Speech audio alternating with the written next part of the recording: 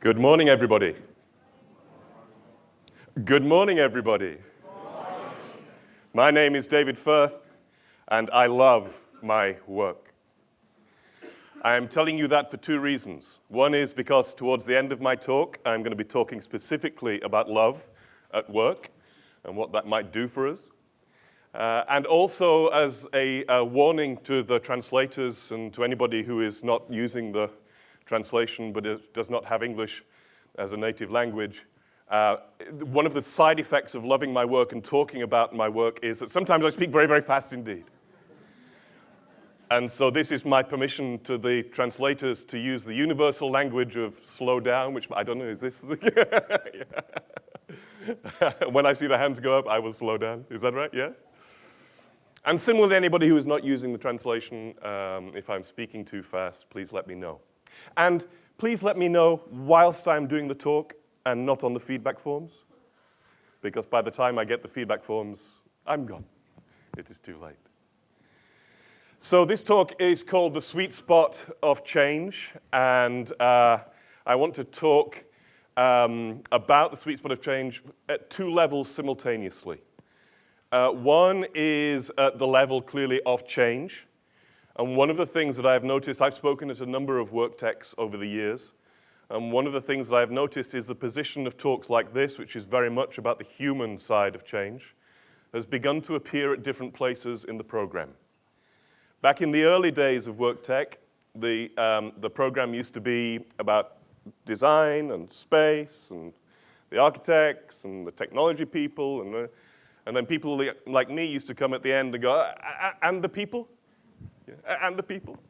And I don't know whether it's, I'm sure it is, I don't know whether it's because Philip and his team have realized this, but now these talks, the human side of things, are consistently all the way through the program rather than just an add-on at the end. And why?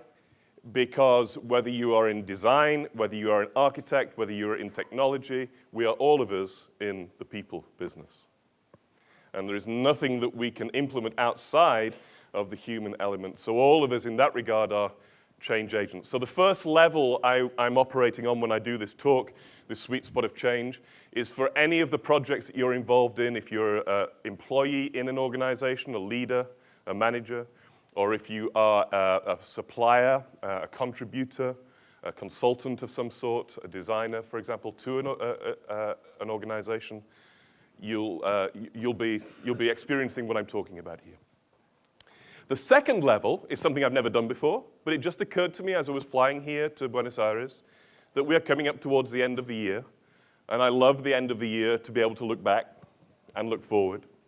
And so the second level I want to do this sweet spot of change talk about is about you as an individual and me as an individual.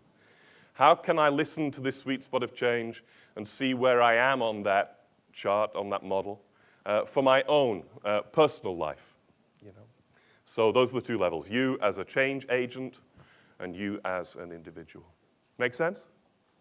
Terrific.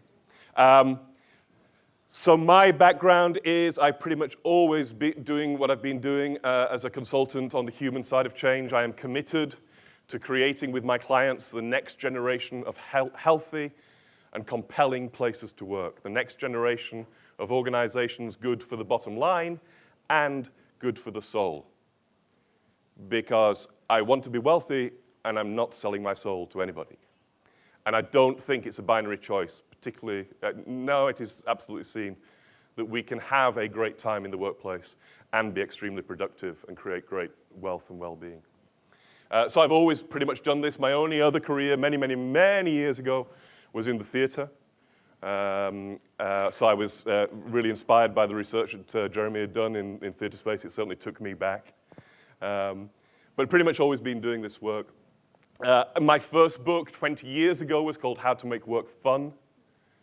And I've written 11 books since, and they've all been at that space between business effectiveness and the individual. Because work is personal as well as being social. It's always about how the individual is showing up as well as what the organization is being and the external environment and the like. So I've always taken that sort of outside of the traditionalist view. because certainly 20 years ago, there weren't many people talking about making work fun or even enjoyable. So, here you go. So there's 3 influences, really, that have brought me to this conclusion about the sweet spot of change. 3 influences. The first is about work and change, and my experiences of observing that. The second is about the primary creative force in any organization, which is the individual, and then the individual in groups. And then the third one, which I'll come to in a minute. The first one, work and change. This is a story from a few years back. I was working with a group of internal change agents in a large organization. And I asked them to do an exercise very near the beginning of the workshop where I split them up into groups of 3. And I gave them all paper to write on, off some flip charts. And I said, have a quick conversation. We're going to do it very quick. Top of mind. What comes to mind when I say the word change to you? So they started talking, and they started writing. End point is, I didn't count it, because I don't like that, but my sense was that 70 to 80% of the words on the flip charts were negative. Negative words about change. That change is difficult, that change is hard, that people resist change. And that was a problem for me on 2 levels. One is, I don't believe any of that stuff. I think it's all made up. The idea that people resist change is something that we nod and agree with, but I see no evidence for that in my life. I see as much evidence for people who celebrate change, who say, bring it on, as resist change. But we tend to, as a race, change is hard to do. The second reason I was bothered by that sort of informal research was that these were the people who were supposed to be helping other people change. And if the people who are helping other people change have got some negative thoughts about change, I don't know what good we can do in the world. The other thought in that particular workshop was one that I'd had for some time before as well. I just got this sneaking feeling that many of the people would actually, if given a choice, not like to be in the workshop at all. And I don't mean wouldn't want to be with David Firth and do a workshop. I mean, if they won the lottery, do you have the lottery in Buenos Aires? If they won the lottery, would they be there tomorrow? And this is another theme of my work, something I've been very passionate about over the years, about what is work. One of the themes of this conference is what is the future of work, but what is work to people? And how do we educate our children about work and what it is? I know one of the ways that we educate each other about work is the thing we have to do to pay the bills. And if we are living in an economic society, yes, that is true. And it has to be more than that. And one thing that I'm doing, I have 3 boys, and this conversation is very pertinent to me now because my eldest boy, who is 18, has just got his first job, And so I'm seeing him coming to terms with what it is like all of a sudden to be in the workplace, and it's very interesting to observe that. But I have chosen not to educate my children from the point of view as work is the thing you have to do to pay the bills, and then anything beyond that is a bonus. I'd prefer to explore with them possibilities for work as a way of generating wealth. Yeah, absolutely. I want my children to be wealthy by how they create value for other people, by how they serve other people, by how they solve problems. I want them to generate all the wealth they can get. And I want them to explore possibilities about work which is about self-identity and personal purpose and contribution and creativity. What can we do together, So there we go. So work and change is the first of the influences. The second influence on my work, I said, was this idea I have that the primary force for creating things in any organization is the individual. Here's what I've learned. Do you see this? The gray hair. Many, many years, and I have come to this realization. The way it seems to be is that we get created, and then we create. So whatever your belief system is, you either believe that you are created by God, or we are created by nature, or if you're a scientist, we are created by coming together of various very mundane chemicals at one place and in one time. Whatever belief system we are coming from, we are created, and then we create. And we are always creating. And people can get together and create bad experiences, and they can get together and create great experiences, and it's a creative act. Powerlessness is a creative act, outside of obviously of where somebody's got a gun to your head. But I'm talking here about the workplaces we're talking about here. A group of people getting together and saying this workplace has no future is choosing to speak themselves into that, you know. So I am very interested by how we can help people be more creative, more intentional about their creating towards what they truly want. Because whilst I, as a consultant, have been into many cultures where people have complained about the culture and don't like it, yeah, nobody has said, oh, and by the way, we want it to be like this forever. We hate it here, and please can you make sure it carries on? No. The problem is that they don't realize that there is a creative force going on creating the culture they don't want, and they can do something about that.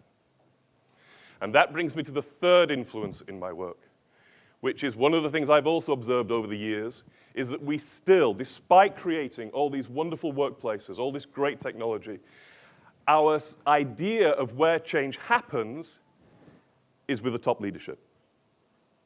And most of our models of leadership are still predicated on finding the right leader who has a certain amount of characteristics and qualities and this, that, and the other. And that is not my experience of workplaces. If I go into a workplace of 400 people and I sit with them in groups and I ask them to tell me about their workplace, yeah. If 400 people have decided this workplace has no future or is not a great place to work or this change that's coming up is not going to work, it doesn't matter how charismatic or visionary the CEO is. Because 400 people agreeing no change is way more powerful than one person saying, follow me into the change. And so the work for me is about, whilst I do, of course, work with CEOs because they're creating too, and I work with top leadership teams. My work is also about working with groups of people and asking them to wake up to how powerful they are and shifting how they talk together and work together so that they can be the source of change as opposed to being the objects of it or the vision, you know, the result of it. Does that make sense? Translators, how am I doing in terms of speed? Okay, I see no waving arms. That's good. So, those are the influences. Oh, and by the way, here's another little story. A couple of years ago, I was at a conference, and there were some futurologists. I can't say that in English, let alone Spanish. Futurologists speaking at a conference, and it was a human resources conference. And they had done some research which they were calling 2020 vision. And it was about what they thought was how the world was going to be working in 2020, you know. And my client, which was the senior human resources, top 100 human resources people in this organization, were of course very interested in that. The futurologists had brought this fabulous report, which was beautifully presented, lots of beautiful diagrams and flowcharts and this, that, the other, gorgeous. I'm a word person, so I look at the language. And one of the things I noticed, and we didn't, you know, it was their gig, I wasn't influencing the conversation at all, but one of the things I noticed afterwards was that in all the words and words and words and pictures and blah, blah, blah, blah, blah, blah, blah in this talk, in this document, the word leadership only showed up once. The word leadership only showed up once, and that was with reference to global leadership. You know, who's going to be the president of the United States, who's going to be the president of Russia, and all that sort of stuff. And why?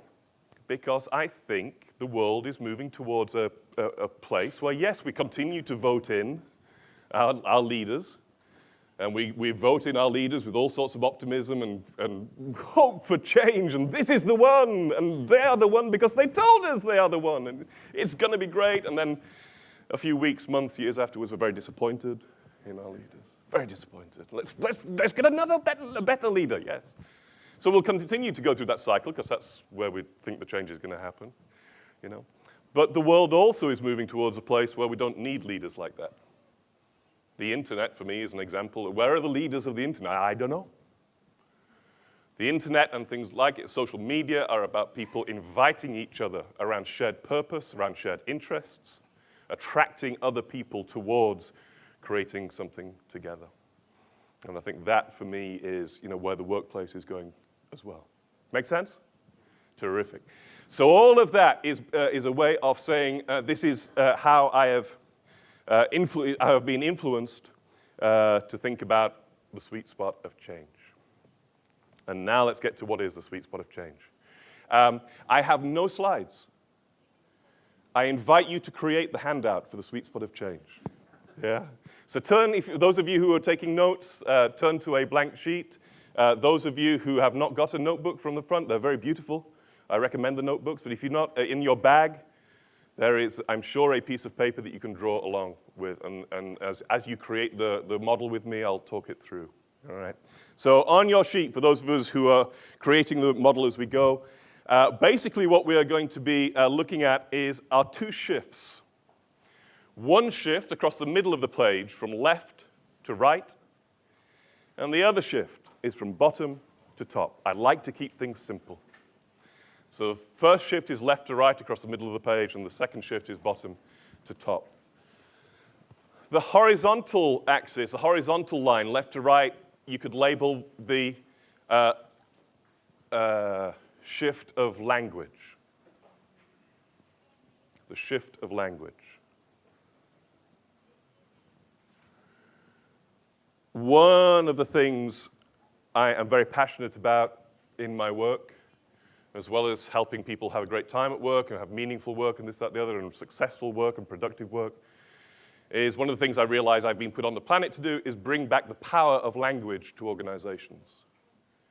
Because over the years, I have noticed that language gets a very bad rap in business.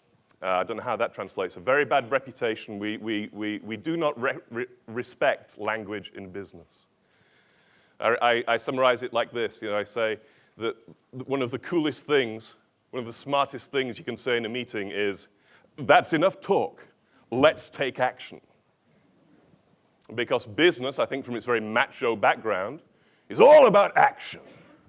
Action. Let's take action. Action points. We need some action points. Yeah. And I make my living as a consultant, which unfortunately usually means I go into places where action is not happening where they want it to happen. And it is almost always because they have not had the conversations they need to have.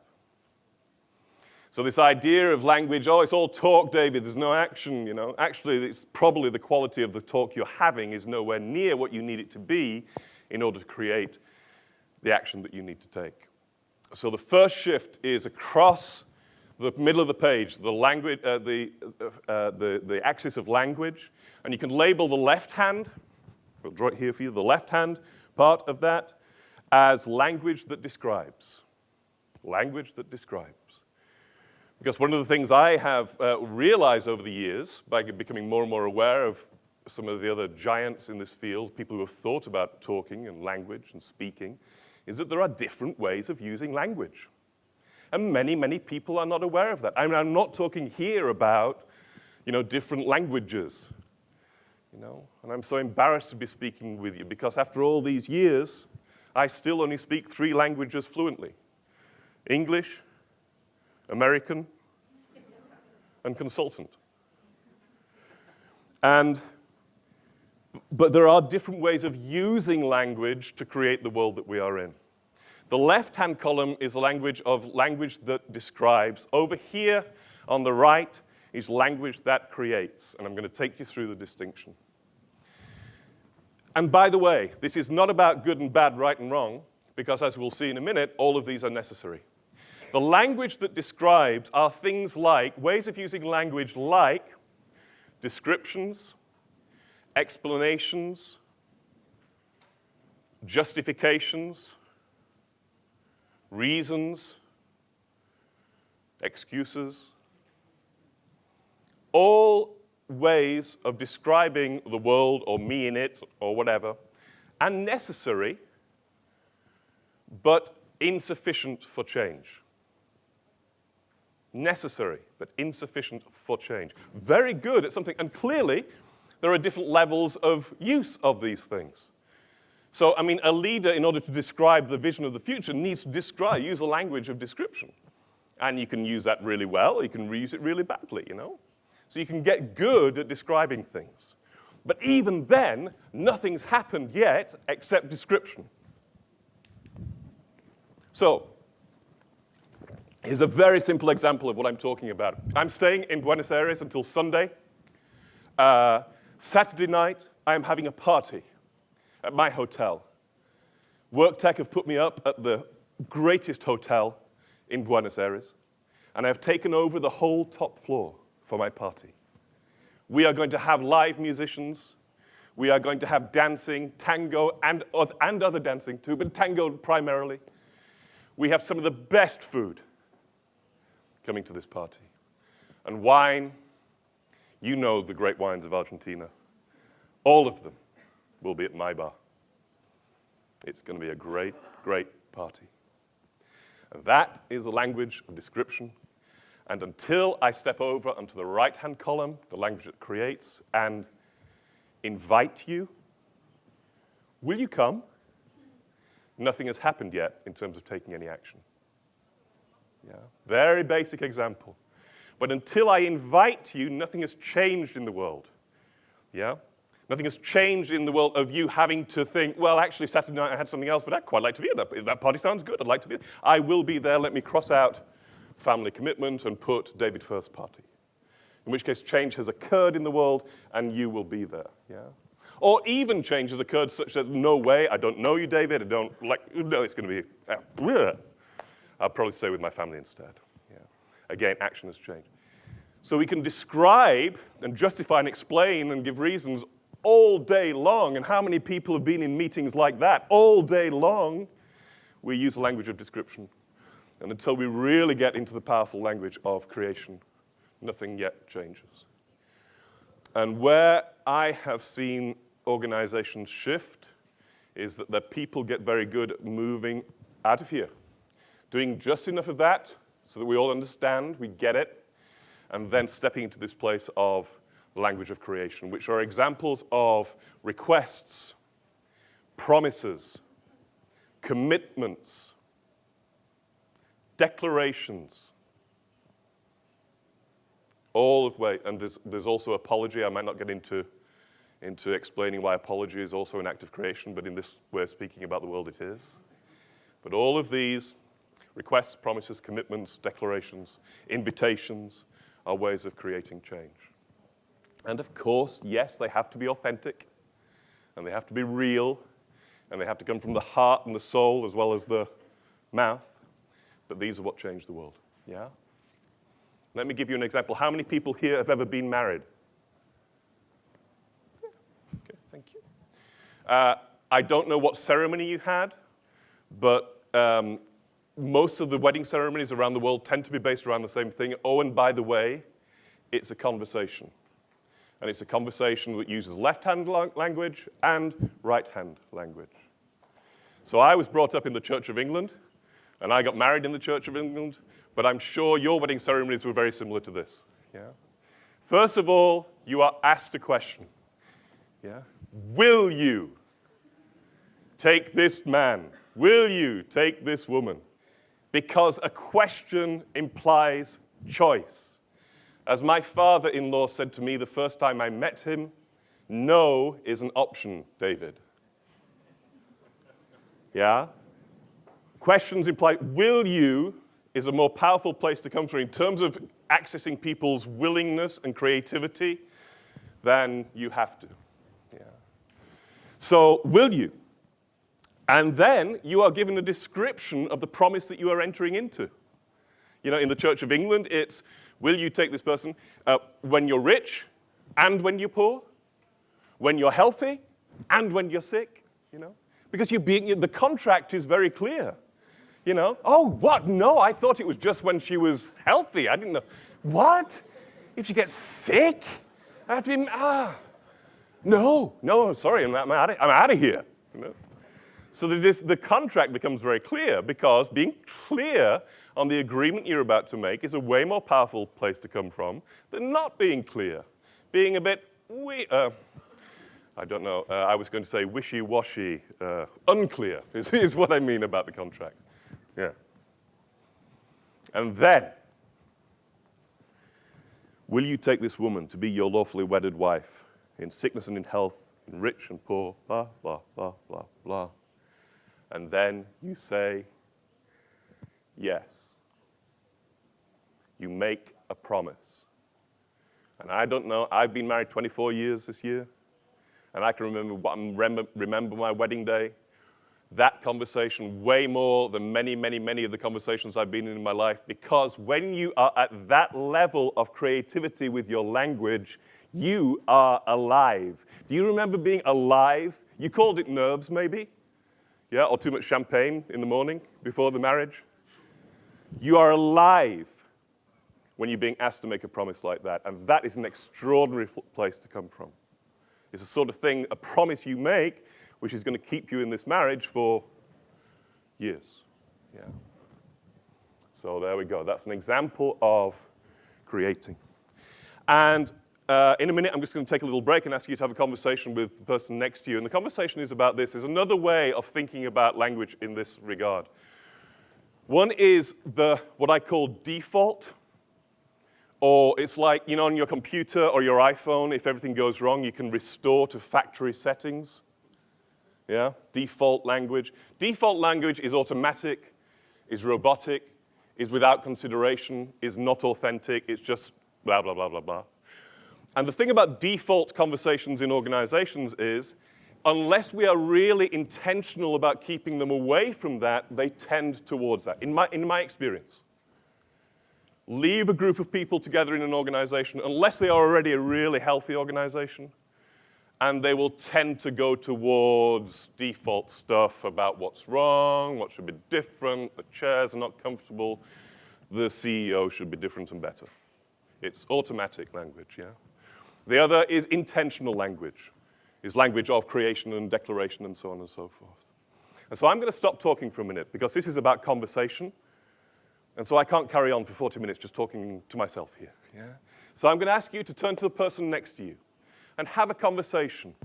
In the organization you are part of or associated with or serve at the moment, what is the default conversation that happens there? Default doesn't have to be negative, but often is.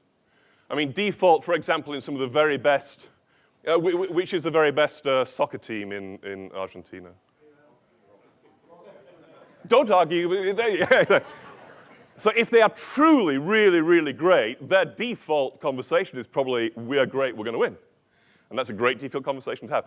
But in the absence of being truly great, default tends towards the negative, yeah. So anyway, your conversation with the person next to you. In terms of the organization you are part of or serve, what is the default conversation?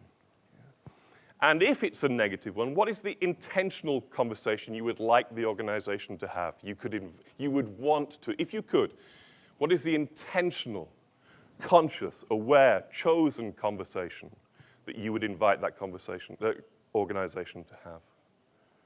Does that make sense? All right? And the people at the back of the room, if you've got some little music you can play while we take a break for 2 or 3 minutes, that would be great. All right? Go! One of the things I have worked out over the years is that energy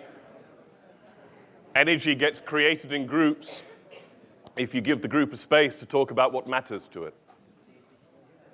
And energy declines when you make the group talk about what you insist they talk about.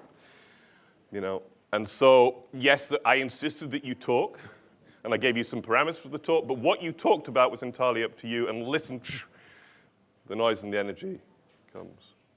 And of course, that's very different in the world of the CEO is the source, and the executive team come to conferences and tell people. And then we'll have some fun tonight, but meanwhile, we're going to tell you things all day, you know, and then they wonder where the energy has gone. Yeah. So energy is created when people talk about what truly matters to them. All right. Now I'm going to do the vertical from the bottom to the top.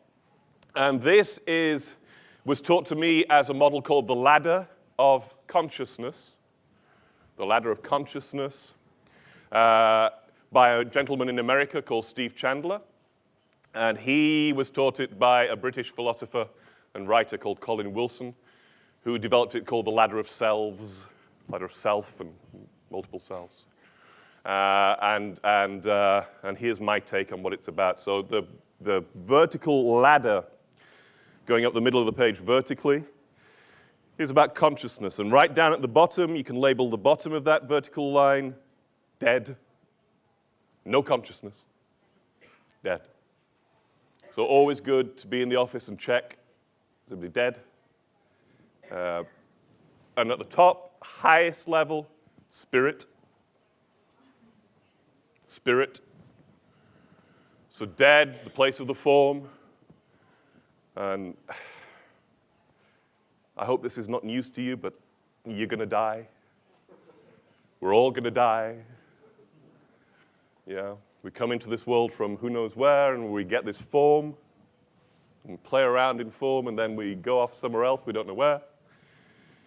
But the physical thing is going to be dead, you know, in many, many years' time. Don't worry about it. Many, many years, you will be dead. And spirit, of course, is about the formless, and about the intangible.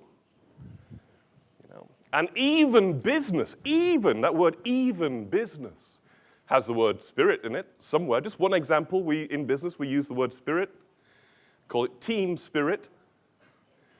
And if you actually sit and talk to people who are in a very effective team, what matters to them in the team, they talk actually about formless things, about their sense of connection with each other, their sense of trust.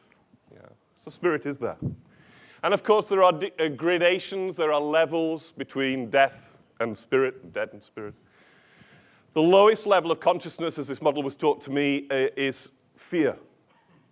Is fear. And Marianne Williamson, who is an American author and speaker who's written a lot about the power of love in our lives, was once asked, so if love is so powerful, Marianne, why is there so much fear in the world and so much fear, for example, in our organizations? And she said, well, it's not that love is less powerful than fear, it's just that the fear structured in. The fear has been structured in. And many of, no, I don't want to get sidetracked from this, maybe we can talk in the coffee break about this. Many of the human resources structures we have in organizations are fear-based. We wouldn't use that language, but they are. The performance appraisal is a fear-based appraisal. But anyway, fear, then the next level up from that is anger.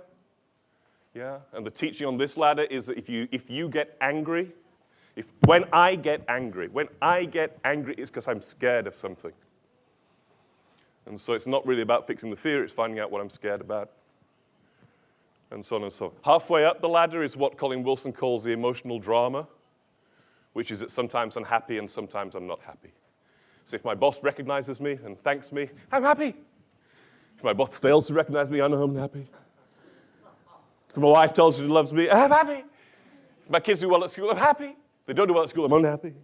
This emotional drama of external circumstances trying to influence how we feel, whatever. And then we start going up the ladder into higher levels of consciousness. Things like contribution, connection. That, a team which is connected with each other is, in this model, operating at a higher level of consciousness, which is the team which is disconnected and resentful and untrusting. It's a different level of consciousness to be able to connect with somebody and trust them, to be open to them. Yeah? So connection, contribution, which is the ability to serve, to make a difference, wanting to make a difference. Yeah.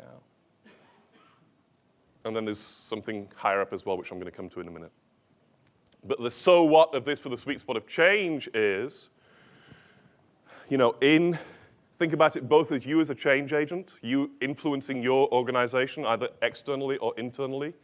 How can you help your organization shift around along that axis of language, from default to created, from the language of description to the language of commitment? How can you get the organization to make bigger declarations of how it wants to be in the world, how it wants to serve the world, for example? And how can you help people move up the ladder of consciousness? You know? Over the years, Steve Chandler always makes a great joke about this. You know, one of the ways human beings have worked out how to get up the ladder of consciousness is drugs. That's why people take drugs. Because they don't like this level of consciousness, but they like this level of consciousness. We have caffeine here, but nothing stronger than that. Philip was very clear on that. Caffeine, you know. Drugs, dancing. That's why human beings dance.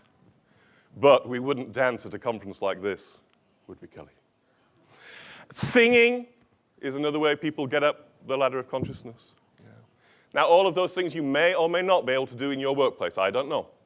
I am not advocating drugs, by the way. I have a disclaimer. Yeah. Dancing and singing, up to you. You might, I don't know. Movement, yes. Movement is going to release you.